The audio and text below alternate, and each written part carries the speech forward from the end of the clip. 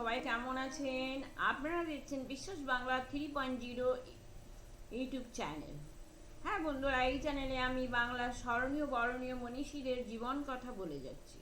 যদি কারোর জীবনী আপনাদের জানতে ইচ্ছে করে আমাকে কমেন্টে লিখবেন, আমি যথাসম্ভব তোমাদের বলার চেষ্টা করব। আর যদি এই ভিডিওগুলো দেখে একটুকু মনে হয় না ভালোই আছে, ভালো লাগছে বা কিছু জানার আছে, তাহলে লাইক শেয়ার সাবস্ক্রাইব করে চ্যানেলটিকে এগিয়ে নিয়ে যেতে সাহায্য করো বন্ধুরা। Thank you. এরকম একজন ধর্মপ্রাণা মনীষী সম্পর্কে বলছি, গুরু গোবিন্দ সিং। গুরু গোবিন্দ সিং, সিং মানেই মনে হয় যেন পাঞ্জাবি। অবশ্যই পাঞ্জাবি তিনি ছিলেন। তাহলে আসো আমরা জেনে নিই গুরু গোবিন্দ সিং এর সংক্ষিপ্ত জীবনী। 1660 খ্রিস্টাব্দে গুরু গোবিন্দ সিং এর জন্ম হয়। তার পিতা তেজ বাহাদুর শিখদের নবম গুরু ছিলেন। তাহলে তার পিতার নাম কি ছিল? তেজ বাহাদুর শিখদের নবম গুরু ছিলেন। মুসলমান ধর্ম গ্রহণ না করার অপরাধে তেজ বাহাদুরকে প্রাণদণ্ড দেয়। গোবিন্দ সিং এর বয়স তখন 15 বছর। মৃত্যুকালে তেজ বাহাদুর তার মৃত্যুদণ্ডের প্রতিশোধ নেবার কথা শিষ্যদের বলেন।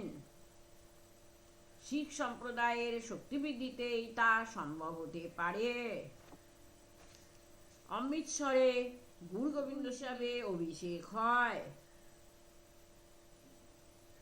তার নাম হয় গুরু গোবিন্দ সিং। হিমালয়ের পাদদেশে আনন্দপুর আশ্রমে তাকে পাঠানো হয়। আনন্দপুরের নিকটবর্তী এলাকার জমিদাররা তাকে আক্রমণ করে। সাথে তার অসংখ্য শিষ্যও ছিলেন। দু দলের যুদ্ধে গুরু গোবিন্দ সিং জয়লাভ করেন। দিল্লি সম্রাট তখন ঔরঙ্গজেব। তিনি গুরু গোবিন্দকে গ্রেপ্তার করার নির্দেশ দেন। অল্প কয়েকজন অনুচর নিয়ে তিনি আনন্দপুর ত্যাগ করেন। 7 বছর ব্যাপী মোগল বাহিনীকে তার সমীহ করে চলতে হয়। দুঃখ কষ্টে তার বহু অনুচরের মৃত্যুও হয়। আওরঙ্গজেবের মৃত্যুর পর মোগল শক্তি দুর্বল হয়ে পড়ে। তার দুঃখ কষ্টের অবসান হয়। বাহাদুর শাহ দিল্লির সম্রাট হয়ে গুরু গোবিন্দ সিংকে চটাতে চাননি। তিনি গুরু গোবিন্দের সাহায্য প্রার্থী হন। বাহাদুর শাহের আমন্ত্রণে তিনি দিল্লি যান। আচ্ছা বন্ধুরা, আসো এরপরে কি হলো আমরা জেনে নিই। এক বৃহত্তম সৈন্যবাহিনী নিয়ে বাহাদুর শাহের সমর্থনে দাক্ষিণাত্যে যান। যাত্রাকালে গোদাবরীর তীরে একজন পাঠান গুপ্তঘাতক কর্তৃক গোবিন্দ সিং মাত্র 47 বছর বয়সে নিহত হন। তাহলে তার কিভাবে মৃত্যু হলো? এই শিখদের ধর্মগুরু গুরু গোবিন্দ সিং এর কিভাবে মৃত্যু হলো?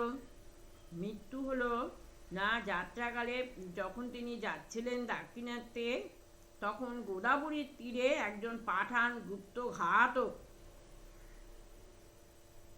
কর্তৃক গুরু গোবিন্দ সিং মাত্র 47 বছর বয়সে নিহত হন।